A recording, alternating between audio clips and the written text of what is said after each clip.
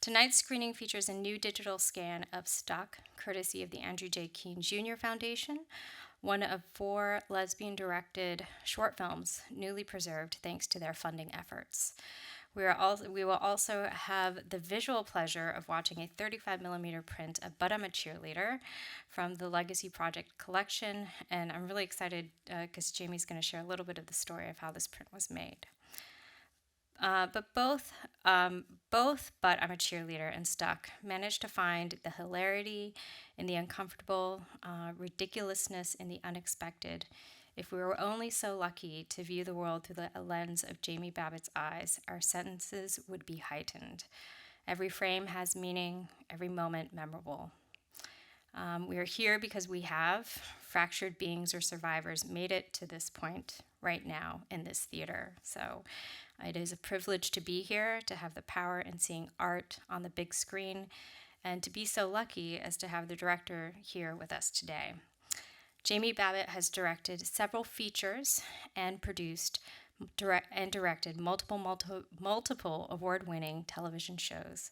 Babbitt began her career as Martin Scorsese's intern on The Age of Innocence. Her debut film, But I'm a Cheerleader, was listed by The Independent as one of the top 20 best romantic comedies of all time. The Itty Bitty Titty Committee, her second feature, won the Grand Jury Prize at South by Southwest, and Stuck won a jury prize at Sundance.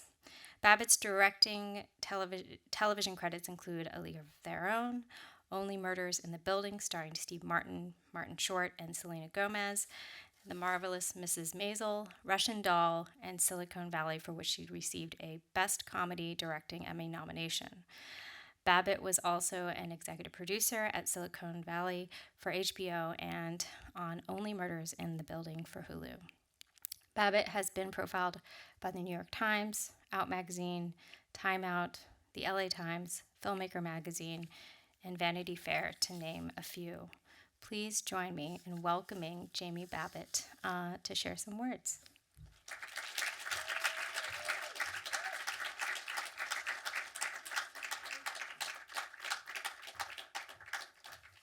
Hi guys, thank you so much for being here.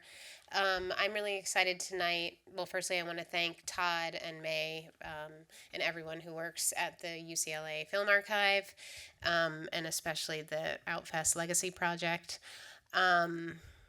So just a little snippet about the print that you're going to see. So when I directed But I'm a Cheerleader in 1999, there were a bunch of prints that were screening at different film festivals, Sundance, blah, blah, blah.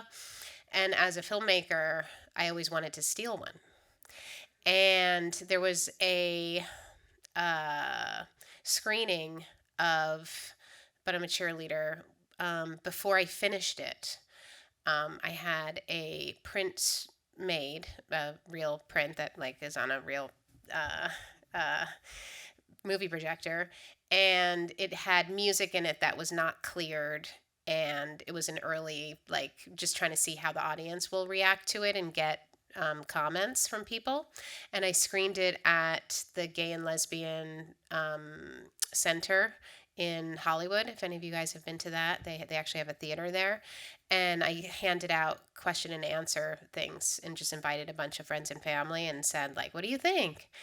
And a lot of the music in it was rough and not right, but I was just trying to figure out if the movie was working or not. And we handed out all these questionnaires, and it was a little mixed, to be honest.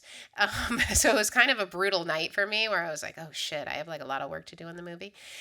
And anyway, cut to, I don't know, what was it, Todd, 10 years ago or 5 years ago? I don't know. It's all a wash. 5 years ago, they were doing a screening of But I'm a Cheerleader in San Francisco. And they said, we want to screen a real film print of But I'm a Cheerleader. And so they talked to Lionsgate, who released the film, and they said, do you have a print? And Lionsgate said, no, we do not. We've thrown them all away. And so then they contacted me and said, do you know if there's any prints available? And I said, I stole a print. So yes, I do have a print. And so I go to the Castro Theater, and there was a drag show before of all these drag queens dressed up as cheerleaders, which was incredible. It was like the best night of my life. And it was basically like Rocky Horror, where all these super fans dressed up as like Megan and Graham, and there was a cheerleading thing with drag queens before, and it was so incredible. And then I'm sitting in the Castro Theater, and it's a packed event, and the print screens, and the print that was screened was the print from that gay and lesbian rough cut thing with like weird music in it and scenes that were not good. And I was like, oh fuck, I stole the fucking wrong print.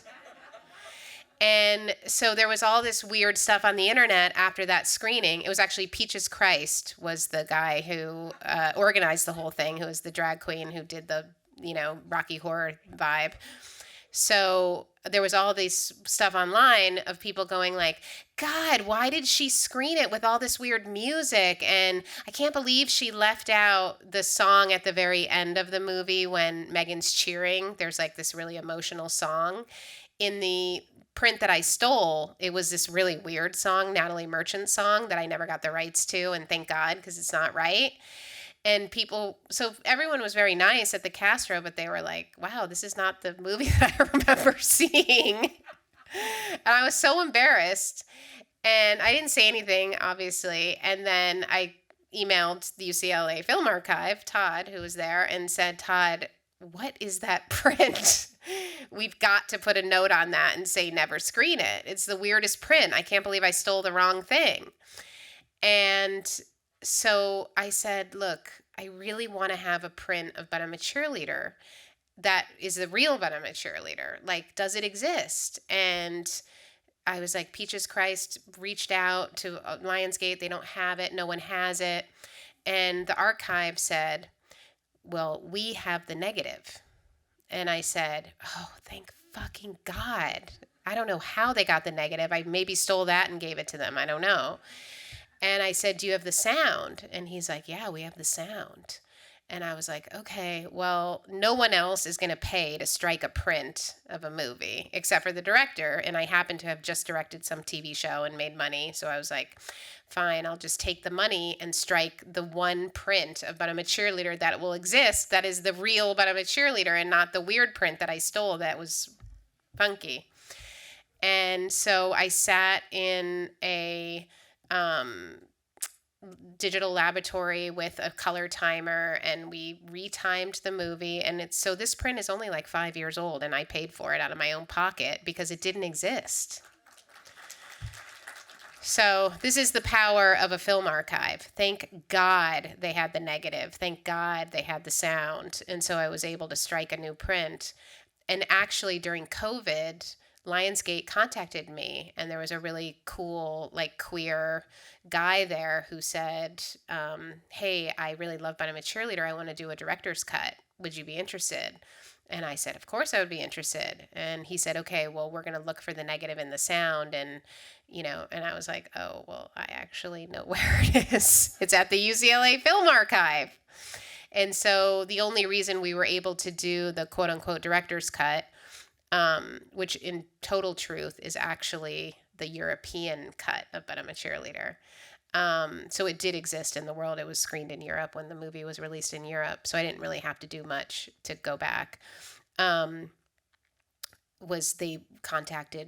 studio had to contact UCLA Film Archive and get the elements, which they did not have.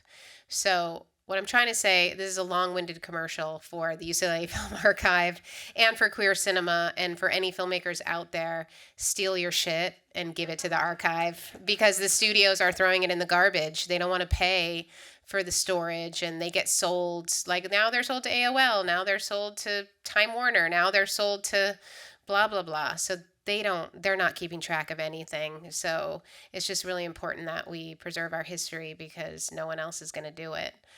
So that's my thing about the print tonight. And then I just want to say one thing about Stuck, which I'm really excited to see because I haven't seen it projected in 25 years. Stuck was made actually after But I'm a Cheerleader. So what happened was, when I was making But I'm a Cheerleader, I was interviewing different writers. And the first writer that I wanted to work with was this woman, Kelly, who went to USC grad school. And I said, "Will you write But I'm a Cheerleader for me? I have the whole treatment, but I need someone to write it." And she said, "You know what? I'm not going to do it. But my friend, Brian, who I went to USC with, he'll write it because he's gay and he wrote a gay football movie and he seems like the perfect guy to do it." But the reason I had met Kelly was, and she was my first choice for Cheerleader to write it, was she had written this short, which is Stuck. And I had read her short film when I first moved to LA. I was like in my 20s, and she was in her 20s at USC grad school. And this was a short she wrote at USC grad school. And I read it, and I was like, it's so great. The original script was about a straight couple who were pulling up to their suburban house and getting in fighting and accidentally hitting a mailman. And in the process of killing the mailman, break up because they're fighting about hitting him. And that's the script I read. And after I made But I'm a Cheerleader, I called Kelly and I said, "I still am thinking about that script you wrote." And she said, "Oh, okay." And I said, "I actually really want to make it because now I have a little bit of money from directing TV stuff from But I'm a Cheerleader. Can I get the script from you?" And she said, "Well, what do you want to do with it?" And I said, "Well, I want to make it a short film. But to be honest, I'm going to change it." And she said, "Well, what do you mean you're going to change it?" And I said, "Well, I want to change it to a lesbian couple who are fighting. And I want to change it to my great aunt, who was a lesbian and was like in her mid 70s, and make it about her and her girlfriend." And she was like, "Oh, well, it's written as like 30-year-olds, like in a suburban driveway." And I was like, "I know, but I really want to make it about my great aunt, because what I think is so interesting about my great aunt is that she has a horrible relationship with her girlfriend. And no one ever I just made this like fairy tale about like gay love, But I'm a Cheerleader. But now I want to do a short about like the gay nightmare, which is my real family story." And I was like, my lesbian great aunt, she's always interested me because when I met her and her girlfriend, they were in their 70s. They lived in Kansas. They'd been together since 1942. They raised a daughter together. Everyone in my family knew they were a couple. And they had a horrible relationship, and it was very abusive. And everyone always wanted them to break up, and they never did. And I think it's because when you're closeted and you live in rural Kansas, you don't really have an option. So you just kind of stay together. I mean, clearly a lot of straight couples stay together too, and they really shouldn't be together. So I just wanted to kind of tell that piece of gay relationships, because I feel like, first of all, I find it very funny. And second of all, like, it's just an interesting, I don't know. It just felt like the right thing to do after But I'm a Cheerleader. So anyway, I hope you enjoy it. It's, I think, only 8 minutes or something like that. But that's all. And I'll see you guys after for a Q&A.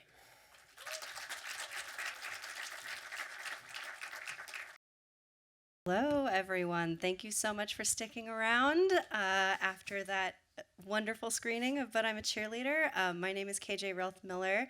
I'm one of the film programmers with the Archive, and I'm so thrilled that tonight we have with us the director of both films that we saw tonight, Jamie Babbit.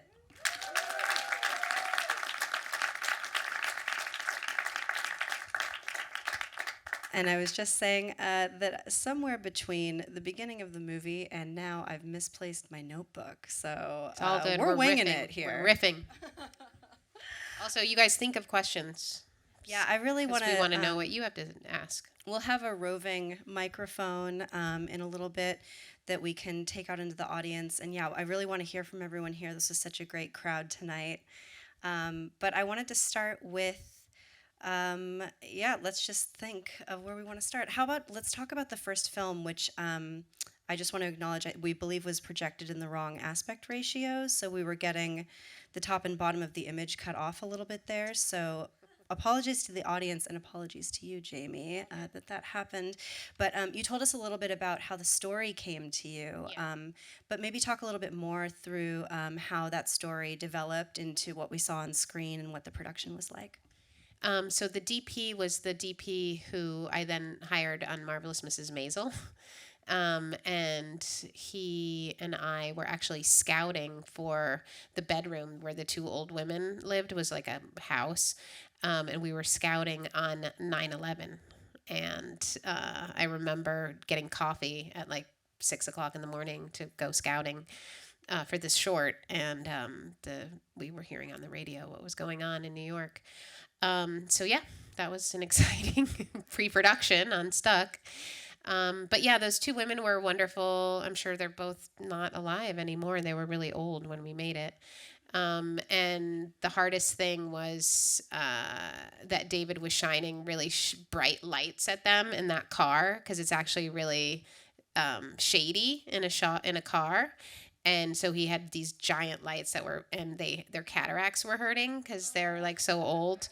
And they were like, we're not getting paid, and these bright lights are shining in our face, and we didn't know it was going to be like this. I was like, action.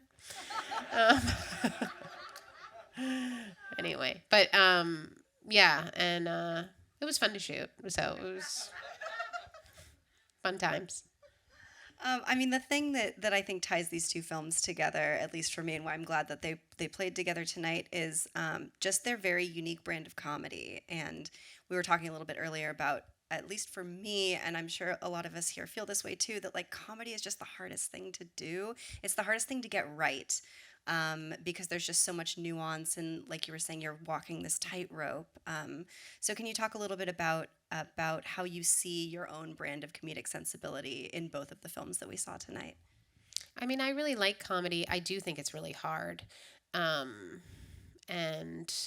I really like to screen movies in a public space to like see where people are laughing and where they're not laughing, and then based on that go back to the editing room and edit it again. So it seems like there's a lot of young people here tonight. I hope you guys are making movies, and I would just suggest you screen them so that you can see what's working and what's not working, because I feel like no one is great when they're starting. You have to like chip away. It's like being someone who makes sculpture or something. Like it's just a block of wood, and then you have to like chisel around to figure out what's inside the wood. So that's kind of like comedy, because I laugh sometimes, but I don't know if anyone else is gonna laugh, so I have to like screen it with an audience and see where people are laughing and stuff. And maybe it's because I'm a woman filmmaker, and so I'm always nervous that I'm gonna bore people. But Cheerleader is like 85 minutes, and the director's cut, which is available places, it's really just the European cut. And it was basically because what happened was I cut a lot of scenes out of the movie because I was worried that I was going to bore people. And then when I went to deliver it to Europe, they said, oh, it actually has to be 90 minutes in order to be like screened in Europe. That's the rules. And I was like, really? And so I said, well, I have these scenes that I really don't like, or that I feel like aren't good enough, and might bore people, but I guess Europeans don't mind being bored. So I'll just put these scenes back in. And so the European cut is what is now the director's cut. It's actually just has more scenes in it that I was like worried we're going to bore people. So I have seen the director's cut, the European cut in the last year, and I was like, oh, these scenes are fine. I shouldn't have cut them out. So I think I was just nervous, in my 20s, and just worried that people were going to walk out of the theater because they were bored. Well, let's walk back to the development of Cheerleader and sort of where the genesis of that project, and what you set out to make when you set out to make it. Well, before this movie, I had done a short film called Sleeping Beauties, which you can see online at jamiebabbit.com. And it is a short film starring Clea Duvall, who I had met at a coffee shop. And it was a lesbian retelling of a Sleeping Beauty's fairy tale, which is also archived at UCLA Film Archive. And so after I made that short film, I really liked Clea, and I thought she was so compelling on screen. And as like a femme lesbian who's very attracted to butch lesbians, I was like thought Clea was like a total James Dean, like so hot, and like someone needed to show the world how hot she was, and it was going to be me. And at the time, she was closeted. And I was like, I'm doing a gay movie with you. And she was like, well, I can't be out. And I was like, well, okay, but you can still do the movie, right? And she was like, I'll do the movie. So, and now I like say to her, like, I made you a gay icon. You're welcome. And I say that to Natasha too. And she's like, I'm not even gay. And like, I don't need this. I'm like, whatever. She's an ally. She's not gay. But anyway, so I really liked working with Clea, and I wanted to work with her, and I knew I wanted to tell the story about like a femme lesbian like myself, who I was not a cheerleader, but I really liked Barbies. And when I came out, my mom was like, it's fine that you're gay, but it's just confusing because you're terrible at sports and you just are not good at any of the things that lesbians are good at. And I was like, I don't know, Mom, I'm so confused. So I wanted to tell that story. So Cheerleader felt like a paradigm of like a feminine girl. So I was like, all right, cheerleading. And then I wanted it to be about two girls who fall in love, and the femme lesbian saves the butch lesbian. Because there were so many lesbian movies about like a butch woman who like saves a femme woman. So I didn't want that. And then I wanted it to be a comedy. And then I also grew up in a rehab, not a ex-gay rehab, but my mom was a doctor, and she ran a drug and alcohol rehab for teenagers. So, and she worked all the time. So she would constantly make us kids hang out at her teen rehab. So I knew a lot about rehab. So I wanted to do like I wanted to combine a bunch of things of my life. Like I'm gay, being a femme lesbian, and then rehab. So that's how it all kind of came together. And I did some research on Exodus International, which was the biggest ex-gay camp vibe going on at the time. And I didn't want to do a religious story because a lot of the ex-gay camps are very religious, because I didn't grow up religious. So I wanted to make it more like AA, like 12-step AA, since that was the rehab I grew up in. And yeah, and I wanted it to be funny. And then I just basically cast all my favorite like indie actors at the time. So I really liked Natasha. I met her through Clea, and she was like, oh, Clea's great. I want to be in the movie. And I was like, you're not really a cheerleader. I don't know if this is going to work. And she was like, I can do it. I think I can do it. Can you just do the rest of the Q&A in that voice, please? And she showed up we had coffee to discuss the part. And she was like, I read the script from Clea. It's cool. And I was like, okay. Her hair was teased out to here. She was wearing platform shoes, a mini skirt, and like crazy, sexy stockings and like a tube top. I mean, she looked literally nothing like I saw Megan. And I was like, what a weird actor that comes to the meeting to play a cheerleader and dresses like this. Like, she's so confident. Like, she just doesn't care that she looks literally nothing like what this part should be. But she's so funny, and she's really smart. And so when we were talking over coffee, I was like, she's not a cheerleader. She's super funny. She's really smart, and she's an actor. So she's just going to wear a wig. I'm going to put a fucking wig on her, and she's going to act. And she's really funny. And you can't direct someone to be funny. And Natasha is funny. You just have to, I just had to make her more like a cheerleader. So she's so great, because like that moment where she starts drooling when she's like, I'm a hobo. Like, that's just Natasha being totally insane. Like, no regular actor would do that. And it was so funny. Like, in the moment, I was like, oh, God, you're so fucking funny. And even the first scene we shot in the film was her making out with that guy in the car. And the way she's like, has her eyes open and is just totally insane. I was like, oh, I made the right decision. She's just so funny. So, yeah, it's always a little bit scary when you invest your director trust in an actor to play yourself, basically, in your first film. And it could have gone really wrong, but it went pretty right. So I got lucky. The image of her showing up for your first meeting, you just described an outfit that I think she wears in the slums of Beverly Hills. Oh, totally. Yeah, it's like that's just her. Totally. Well, I mean, so such a big part of this movie is casting. There's so many recognizable faces and so many, like you said, just like indie icons. But a big part of this movie too is the look and the colors and the costuming. And I would love for you to talk through some of those decisions, like what led you to make this film so colorfully stylized in this way. Well, I had seen right before this, when I was prepping this movie, I had watched a movie, a French movie, which I hope you guys screen at some point. It's so great, called My Life in Pink, Ma Vie en Rose. And it's a queer movie from the 90s, from the 90s. And I have no idea who directed it or wrote it. I'm sure it's some cool queer person in France. And the whole thing is like very Barbie. It was basically, I think today it would probably be someone who's gender nonconforming or trans kid who dreams of their life in pink. And it's this very like Barbie reality. And there's this other really cool movie that you guys should screen called Pink Narcissus. Has anyone seen that? Which is also like gay porn, Barbie fantasy. It's so great.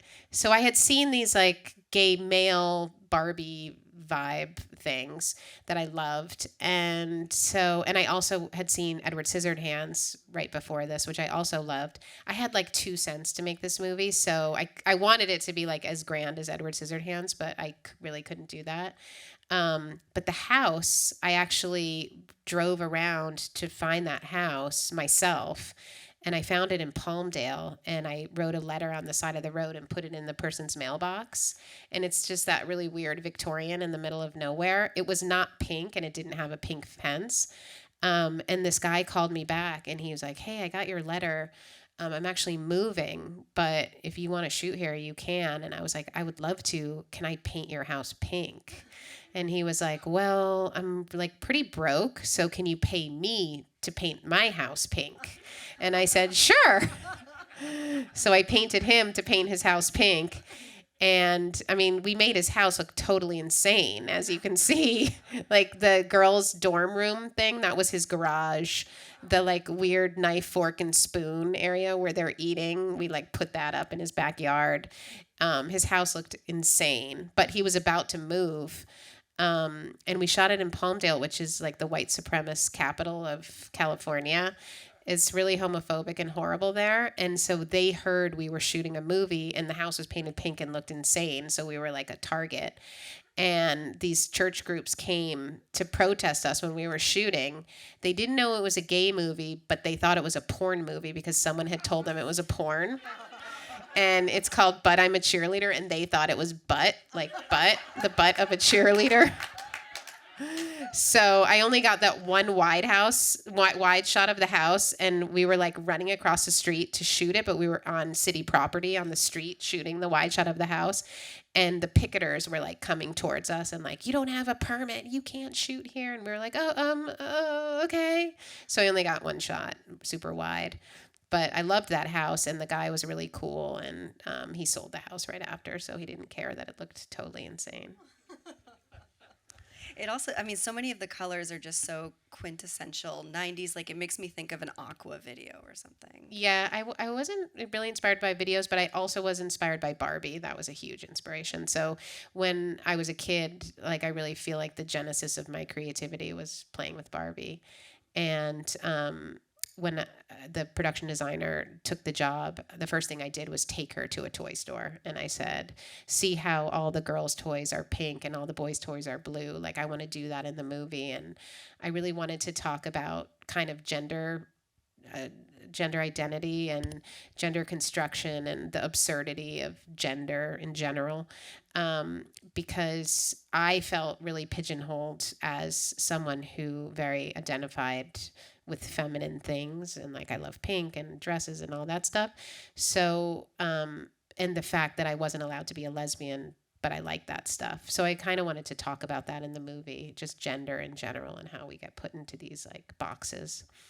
And it was actually the DP, when he read the script, a straight man, he said, the one thing that, as like an artist working in the arts, as a straight man, I think you should have a character who is straight, but that people say is gay. And I was like, oh, that's a really good idea. And so that was the Jan character who I ended up making straight. So. Well, another like big part of this movie and what's so iconic, that opening credit sequence and the music that just kicks off this film, and the music that's throughout. This was not the print with the Natalie Merchant song at the end. Thank goodness we had a scare there for a bit.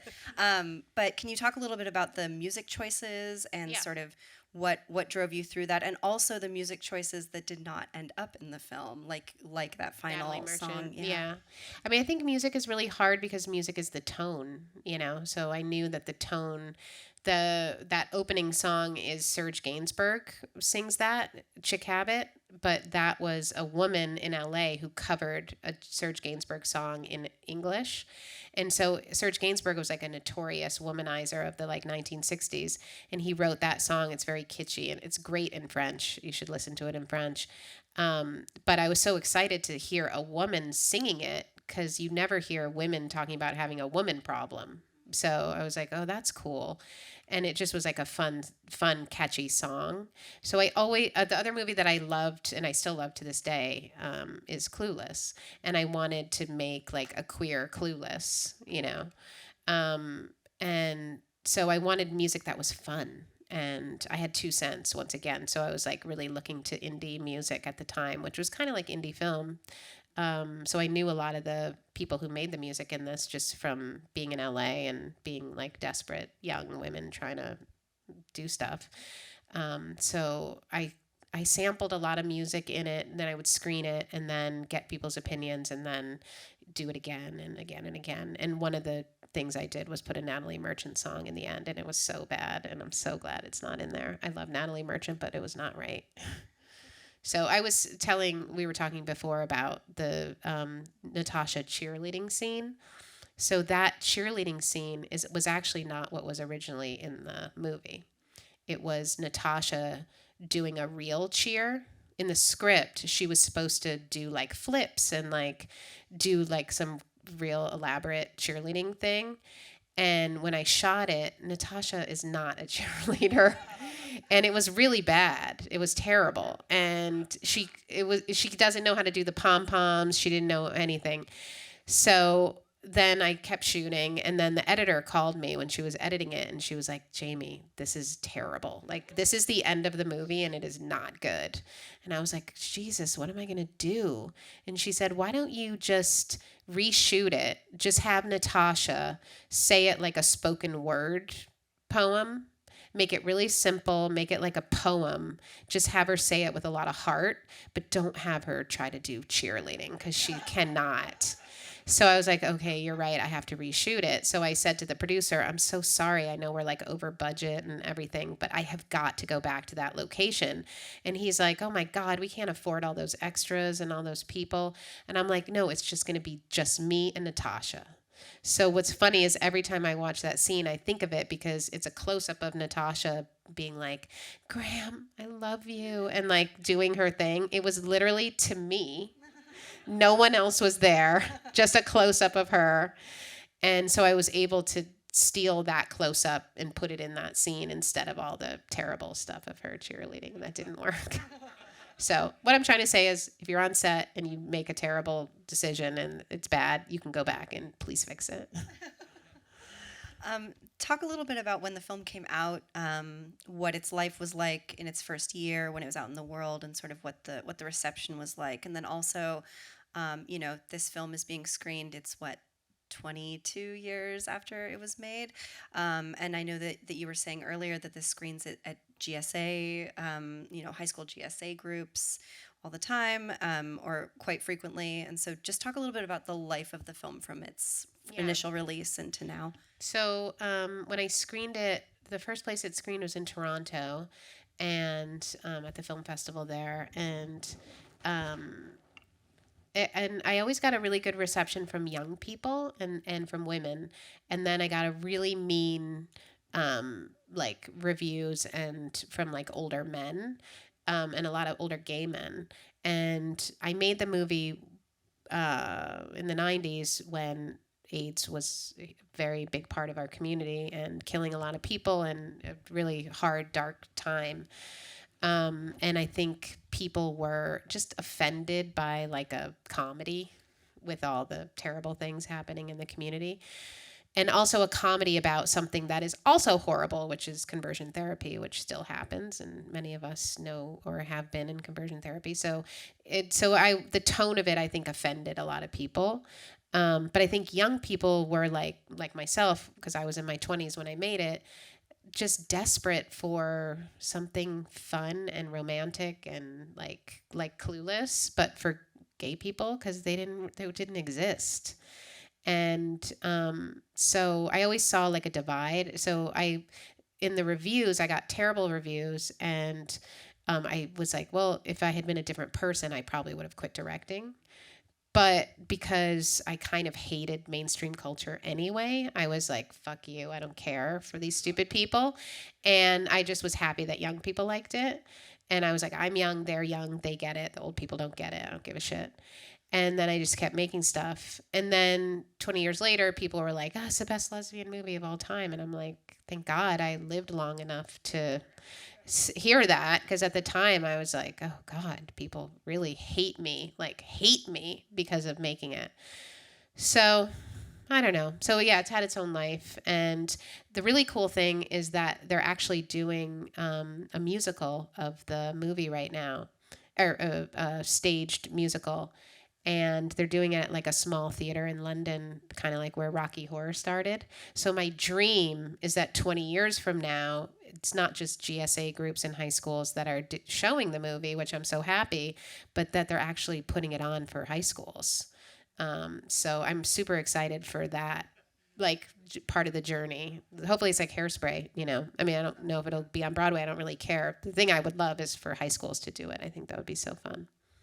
That's great. I mean, and I would think that the target audience for this movie now is our kids in high school. And I mean, it's just so interesting to think about everyone's first discovery of this movie. I mean, how many people here are seeing this for the first time tonight?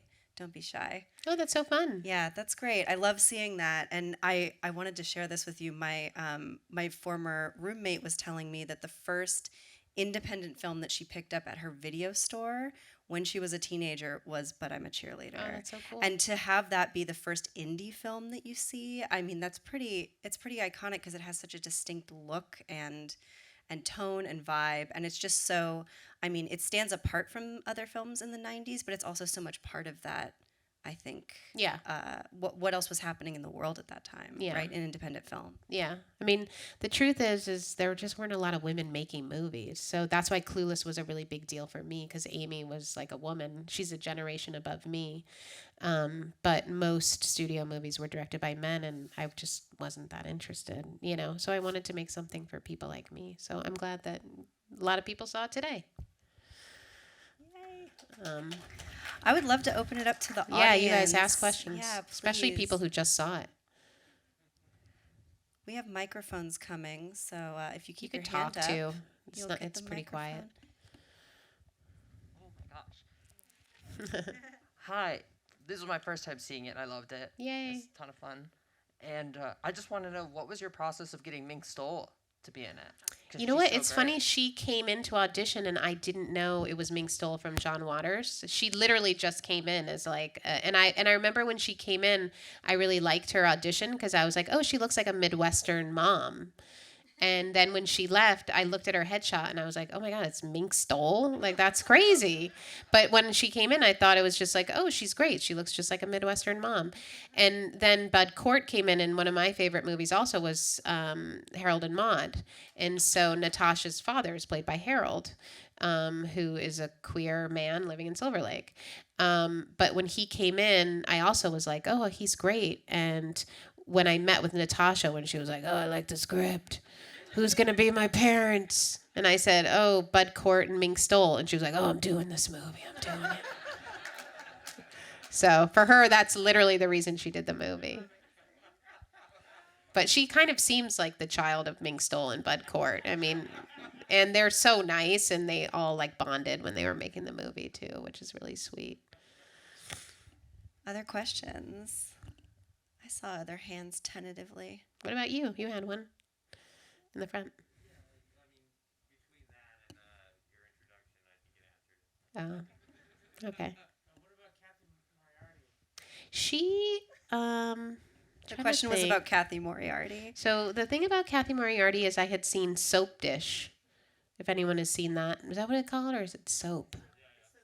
Just Soap or Soap Dish? Soap Dish, okay. Anyway, there's this really weird movie called Soap Dish, and Kathy Moriarty is in it, and she's amazing. And I had offered the part first to Lily Tomlin, and it was like I made this movie. I literally knew no one in Hollywood. I'm like from Ohio and had moved to LA to be a director, so I had no contacts. But I had met someone who knew someone who knew someone who knew Lily Tomlin, and so I remember I went to this someone who knew someone who knew someone to her house and gave her the script of I'm a Cheerleader, and she read the script and then got back to me and said, I would never give this to Lily Tomlin. It's really offensive. And I was like, why? Why is it offensive? She said, it's really offensive because there is a gay man who's locked into a doghouse in the movie, and that's really offensive. And I was like, but he's locked in the doghouse by the bad people. And that's like, you're supposed to think they're bad, and the bad people do bad things. Anyway, so Lily Tomlin said no. The next person that I offered it to after Lily Tomlin was Maud from B. Arthur. B. Arthur from Maud. So I got the script to her. I had a casting director who was a legit casting director, so she got it to her agent. And I got a letter back from B. Arthur, which is so great. And she said, I love this project. The script is fantastic. I cannot do it, but I just wanted to tell you that I really enjoyed reading it. So I was like, well, that's sweet. And then I thought, oh, Kathy Moriarty would be really good for this. And then sent it to her agent, and then got back, and Kathy was like, oh, I love this movie. This is great. But if you see the DVD extra, or I guess it's on, you can watch it on your computer, the director's cut, one of the special mention, what are those things called?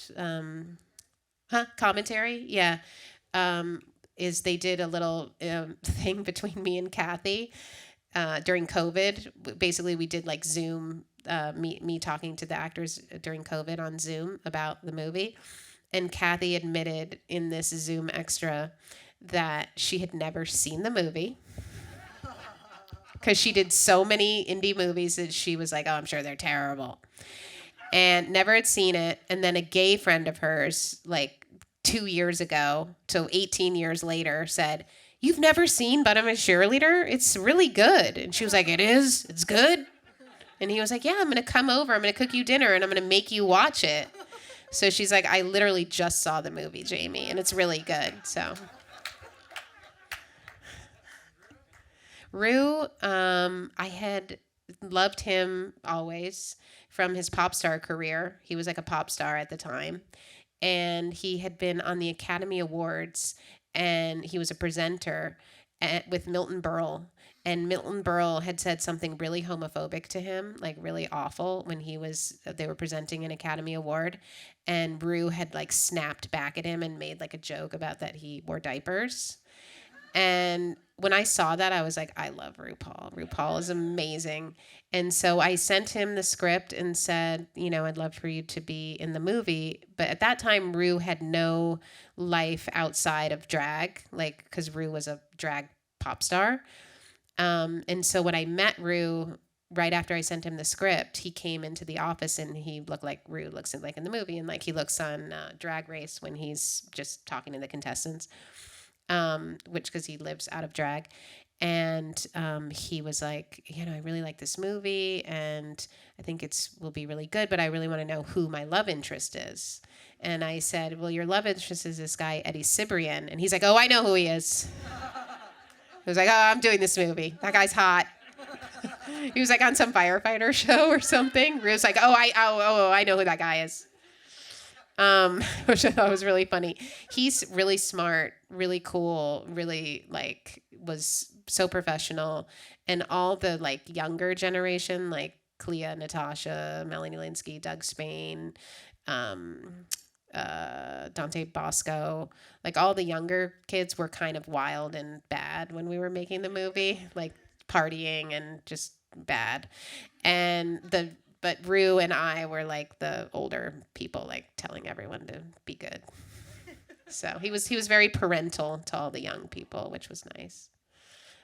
He's so great. I'm so happy for him that he's a giant sensation. Yeah. I'm just wondering, with a lens 22 years later on how things have changed with gender identity, Mm-hmm. if you would do any scenes differently today.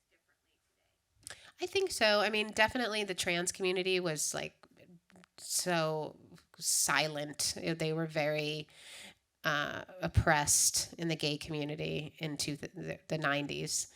It was pretty brutal. So I think I was a young queer person coming from my own oppression of gender constructs. So I definitely wanted to explore gender construction. But what's really sad is I was a 20 something from Ohio, come to New York, meet queer people for the first time. And really, trans people had a very separate, queer scene. It was very separated. So I didn't have a lot of interaction with trans people, which really sucks. And I think also a lot of queer people at that time, we had our own boxes of you're either gay or you're a lesbian, and you can't be really bi, and you definitely, if you're a man, you can't be bi, and you definitely can't be gender nonconforming. You have to be a butch lesbian. You're not allowed to be trans. It was just really awful. It was very so many boxes, regular society. So I definitely was frustrated by living in the box myself, and yet a whole trans, non-binary, not gender non-conforming, none of that's in the movie, and that certainly would be in the movie today in a more overt way. I think it's the seeds of it are there. You can feel a queer person who doesn't like the boxes, but I didn't really know. I was as ignorant as a lot of queer people in the 90s. So yeah, that would definitely be something that I would more overtly explore today, for sure. And I think they're going to, if they do the musical version of it. Different writer. I mean, they're taking the movie and then expanding from there. I hope they do, anyway. Yeah. Yeah.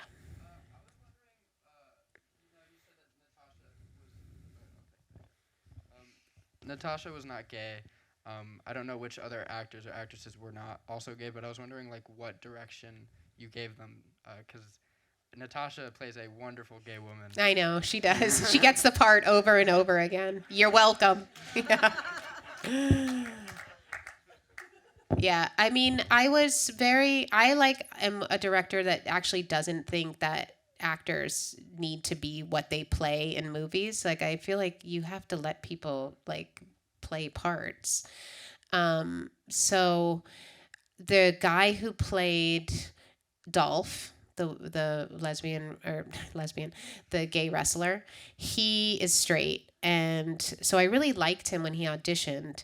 And I said to the casting director, I really like him. I just want to have a private meeting with him to have a conversation with him. And he talked about this in the extras online too, where he was like, I was really scared because you called me to your house and I had to go there and meet with you. And I was like, why am I meeting with the director? So he came to the house and I just said, look, I really like you for the part.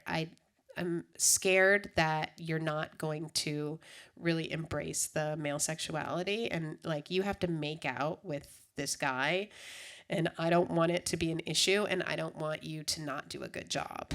And if you feel like you can't make out with another guy in this movie, please don't take this part, because I expect a full makeout. And he was like, oh my God, are you kidding me? Of course I would do that. And like Al Pacino has played a gay man. Like, I will play a gay man. I will make out with this guy. I can't wait. So he was so sweet. And so also I always think of that when I see them making out under the tree at the graduation. Because right after that, I knew it was the first time he had made out with a guy. And he makes out with him. And then I said, cut. And then he was like, oh my God, guys are so like rough. He's like, that's crazy. Their skin is so rough. I'm like, yeah, hello. But he did me proud. He definitely did me proud. So, and Natasha she's so like out there that I knew it was not going to be like, she was fine. I did have an issue for the sex scene. Not that Natasha's a prude, because I think Natasha's very open. Like, I think she just actually is straight, but I'm sure she's, I don't know. You guys can ask her, but I don't know. But she's very open. And when I had the sex scene, I was like, okay, guys, I need you to take your clothes off because it's a sex scene. And they were like, no, we're not taking our clothes off. And I was like, what are you talking about? It's a sex scene. And they were like, no, you have to like ask us, and we're not taking our clothes off. And I was like, all right, well, I'm asking you, when you have sex, do you take your clothes off? Yes. Then take your clothes off. And they were like, no. So I was like, oh God, what am I going to do? And so the DP said, well, I have a good suggestion. Why don't we just make it super dark in the sex scene, and no one will be able to tell if their clothes are on or off. And I was like, okay, I guess so. I mean, that sounds like a good suggestion. So that's why it's so dark, because I was trying to trick you into thinking that it was sexier than it is. Because those nightgowns are not sexy at all. And they were like, no nudity. So I was just like, okay. So it was basically like close-ups of them like kissing their leg. I mean, it was really lame in real life. But I don't think it was homophobia. It was more just like not wanting to do nudity, which I know a lot of actors don't want to. So when I screened the movie for the ratings board in the 90s, they told me that I had an NC-17. And I said, why? It's a rated G movie. And the woman who was from Orange County, she said, well, we really liked the movie, but we could tell that in the darkness there was a lot of things happening. And I said, well, what if I lighten up the scene and then I give it to you again to prove to you that there's literally nothing happening? And she was like, okay, well, we'll look at that. And so I lit it up and I sent it to them. And then she called me back and she said, okay, fine, you have an R. There's nothing going on there. But I was like, okay, it kind of worked to make it really dark.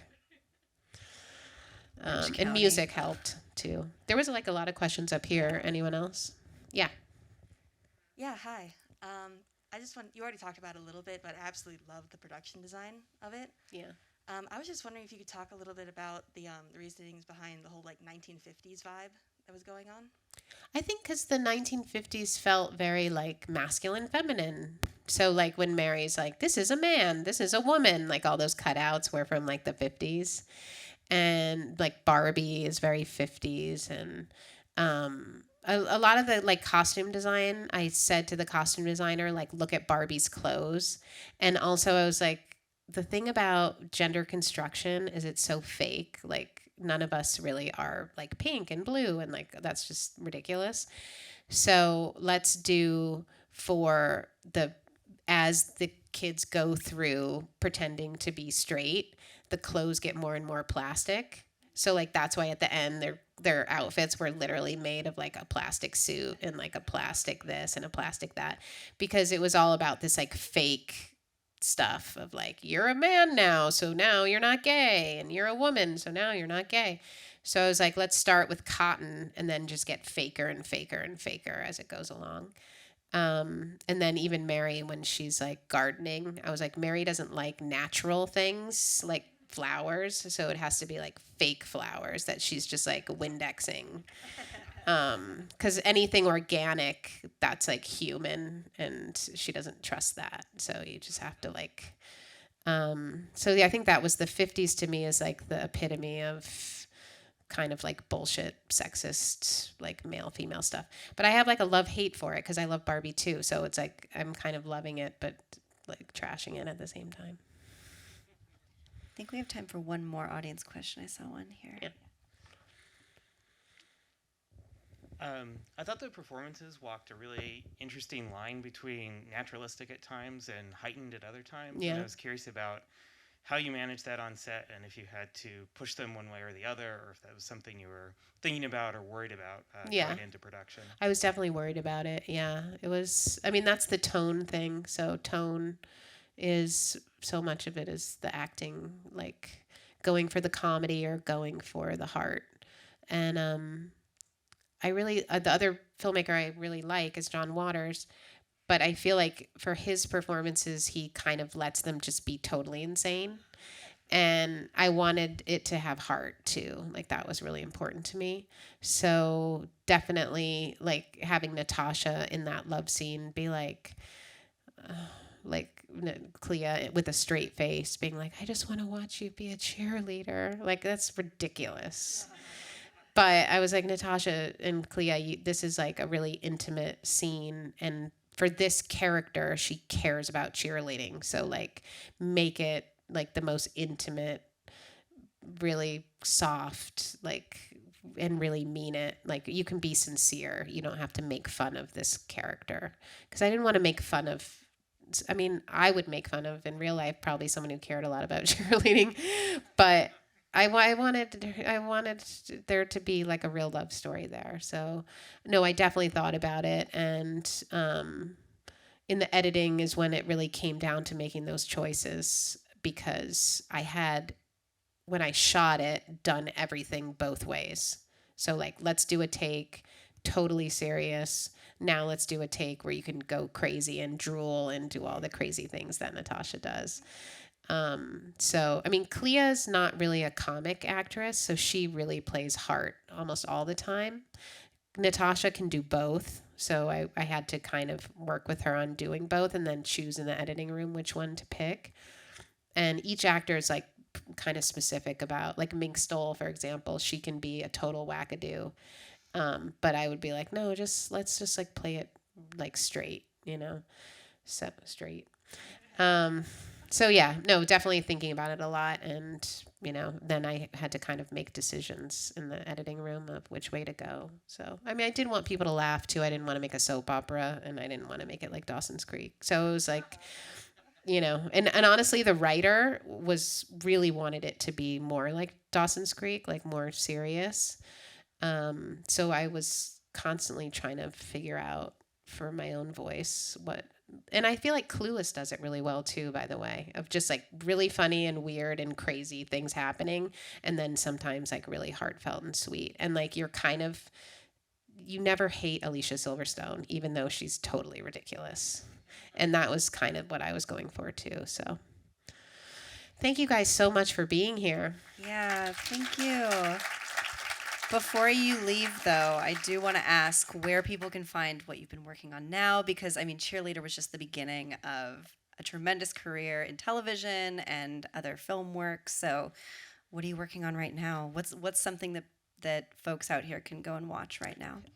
Well, you can definitely go home and watch the DVD or the extras, the Zoom extras that I did during COVID with all the cast talking about this movie. So those are all online. And the director's cut also has like 2 or 3 extra scenes. But what I've been working on for the last year is A League of Their Own. And we're basically going back to the original movie, but telling the queer stories that no one knows is what really happened in that 1940s time where women took over baseball, and a lot of them were lesbians and a lot of them were hooking up and a lot of crazy queer stories happening. But when they made the Penny Marshall movie in the 90s, they didn't talk about any of that stuff. So I was really lucky that I got to meet some of the queer players who are now in their 90s and so old that they don't care anymore. And they're finally telling the truth about what happened, which is that like 60% of that league were lesbians and they were all hooking up and having a great time in 1943. So we made a TV series for Amazon about their stories, and I'm sure it'll be. I mean, we filmed it all. We're editing right now, so it'll be on Amazon probably by like the spring baseball. So I hope you guys check it out. So exciting. Thank you so much for being here, Jamie. This was so much fun. Thanks, guys. Thank you.